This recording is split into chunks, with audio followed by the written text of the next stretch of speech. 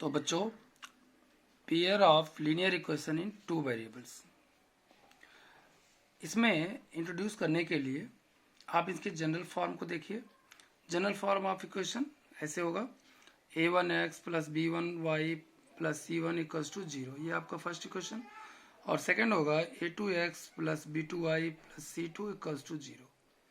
इनको सॉल्व करने के लिए हमारे पास दो मेथड है, नंबर 1 ग्राफिकल मेथड और नंबर 2 अलजेब्रिक मेथड।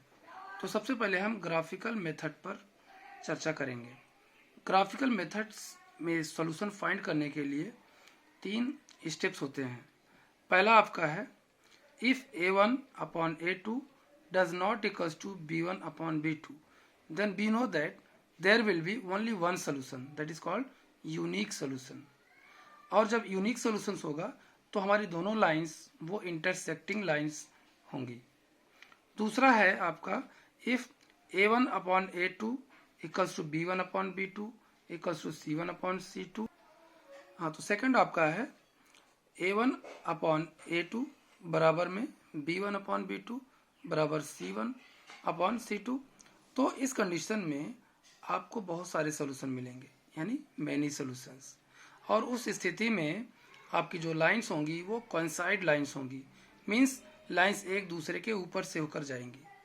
तीसरी कंडीशन है a1 अपॉन a2 बराबर b1 upon b2 not equals to c1 upon c2। अगर ऐसा हुआ तो दोनों लाइन में आपस में कोई भी सॉल्यूशन नहीं होगा और फिर दोनों लाइन आपको जो ग्राफ पर मिलेंगी वो पैरेलल लाइन होंगी। इन तीनों इक्वेशंस की लाइंस को एक अलग नाम से भी जाना जाता है, जैसे कंसिस्टेंट और इनकंसिस्टेंट। कंसिस्टेंट क्या होती हैं? जब दोनों लाइन एक दूसरे को कहीं न कहीं टच करती हैं तो उन्हें कंसिस्टेंट लाइन कहा जाता है, और जब वो एक दूसरे को कभी टच नहीं करती हैं अर्थात पैरेलल होती हैं तो वो इनकंसिस्टेंट लाइंस होती हैं। अब इनको पूरी तरह से समझने के लिए हमारे पास एक एग्जाम्पल है। उस एग्जाम्पल में देखिए, आपकी बुक से ही हमने लिया है एग्जाम्पल।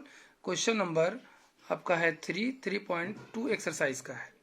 तो इस एग्जाम्पल में देखिए हमें करना क्या है, on comparing the ratio a1 upon a2 b1 upon b2 and c1 upon c2 find out whether the equations are consistent or inconsistent। तो इसमें हमने एक इक्वेशन लिया है ये इस तरह से। तो अब इन दोनों इक्वेशंस को देख करके इसको इस तरह कंपेयर करके हमें बताना है कि वो कंसिस्टेंट है या इनकंसिस्टेंट।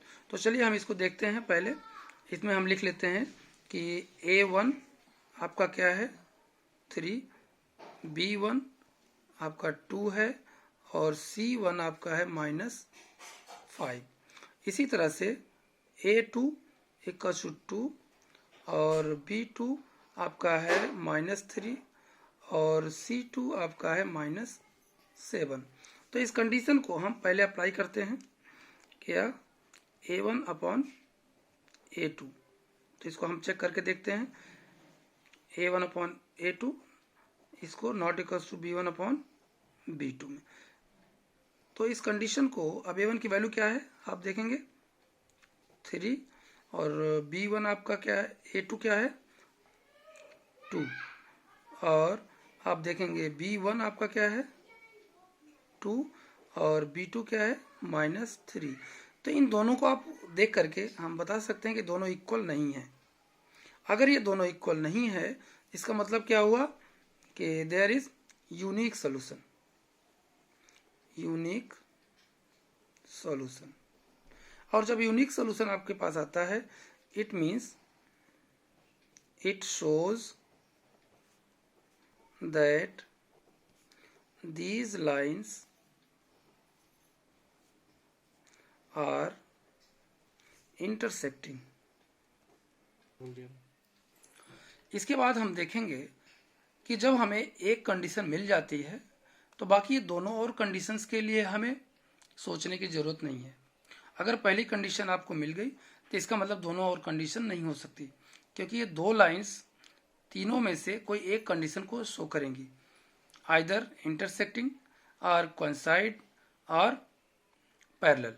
तो आपने देखा कि ये दोनों लाइन, ये दोनों इक्वेशंस जो आपके हैं, इन दोनों इक्वेशंस के द्वारा जो लाइंस बनेगी वो इंटरसेक्टिंग लाइंस होगी और इनमें सिर्फ एक सॉल्यूशन होगा। हाँ तो बच्चों, इस वीडियो में आपने देखा कि आपको ये जो लाइन हैं ये इंटरसेक्टिंग है। इसी तरह से आगे के एग्जांपल्स आप प्रैक्टिस करके देखिए, और अगर आपको वीडियो पसंद आया है तो इसको लाइक और शेयर करें, और हमारा अगला वीडियो देखने के लिए इस वीडियो को सब्सक्राइब करें। धन्यवाद।